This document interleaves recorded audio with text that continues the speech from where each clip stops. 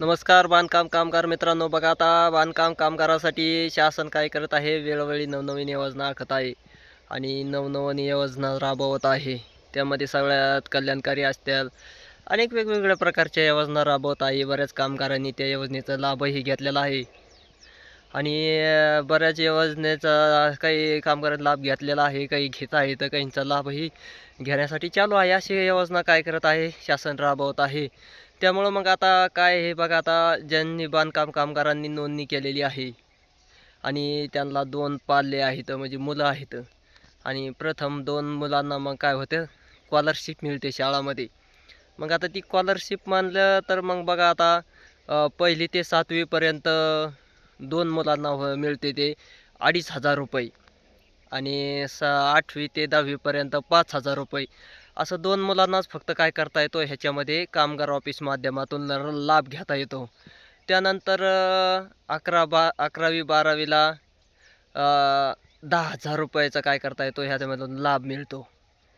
त्यानंतर BA असेल, BCom असेल, BSc असेल, हे ज्या वर्गाला ॲडमिशन आहेत आणि त्यांच्या वडिलांची बांधकाम कामगार म्हणून नोंदणी आहे किंवा मग आईची आहे आणि हे 2 मुलं त्यांना वारस लावलेले आहेत. अशा मुलांना मग BA, BCom, BSc ह्या तिन्ही कोणत्याही वर्गाला ₹20,000 प्रतिवर्षी काय केली जाते, ह्यांना स्कॉलरशिप मिळाली जाते.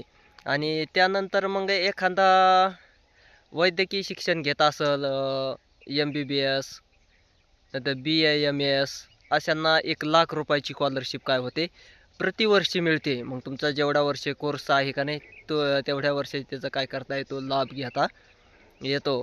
त्यानंतर अभियांत्रिकी असेल, इंजिनिअरिंग म्हणा, त्याच्यामध्ये ₹60,000चं फीस काय केली जाते, स्कॉलरशिप म्हणून आपल्याला वापस आली जाते. अशा विविध योजना आहेत आणि ह्या फक्त योजना 2च मुलांना काय करता येतो, ह्याचा योजनेचा लाभ घेता येतो. कारण प्रथम जो मुलं आहेत, पाल्य आहेत कामगाराचे, त्याच कामगाराच्या पाल्यास लाभ घेता येतो. मग तिथं राशनवर ह्यांचं नाव लागतं. आता ऑनलाईन राशन काय करत आहे, घेत आहे. त्यानंतर आधार कार्ड लागत येतं, बोनाफाईड वगैरे, आयडेंटिटी कार्ड, फोटो वगैरे काय होतात. ह्या योजनेचा लाभ घ्यायला लागतात ते ऑनलाईन करता खेपी. त्यानंतर आरोग्यविषयकचा म्हटलं तर काहींना कर्करोग असेल, हृदयाचा विकार असेल, त्यासाठी सुद्धा काय करत आहे, कामगार मंडळामार्फत ₹1,00,000चा निधी वर्ग केला जातो.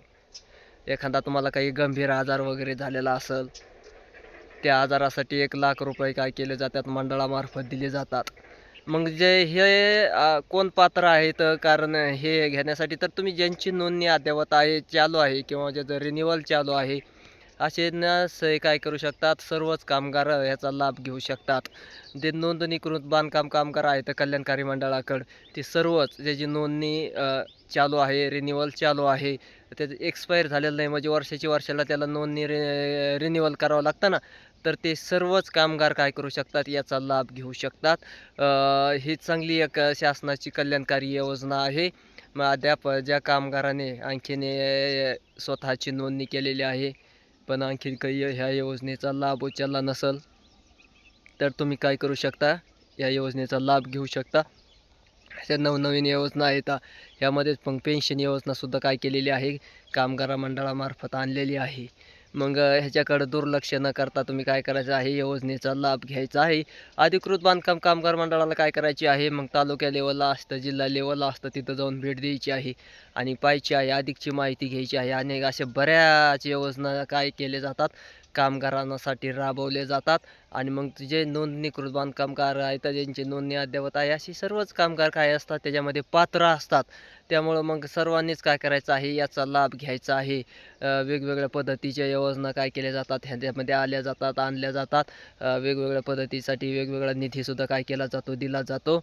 त्यामुळं मग जे सर्वच कामगार मंडळ आहेत, जे ह्या योजनेपासून वंचित राहू नये त्यासाठी काय केलं आहे शासन वेगवेगळ्या योजना काय करत आहे राबवत आहे आणि त्याचा लाभ काय करायचा आहे तुम्ही सर्वांनीच घ्यायचा आहे. ह्याच्याकडं दुर्लक्ष वगैरे करायचं नाही. बांधकाम कामगार मंडळ ही चांगली एक काय आहे योजना आहे. त्याच्यामध्ये कास्टचा वगैरे काहीही फरक नाही. कोणत्याही कास्टमधला मुलगा असो पाल्य असो त्यांना सर्वांनाच काय केली जाते स्कॉलरशिप दिली जाते. धन्यवाद.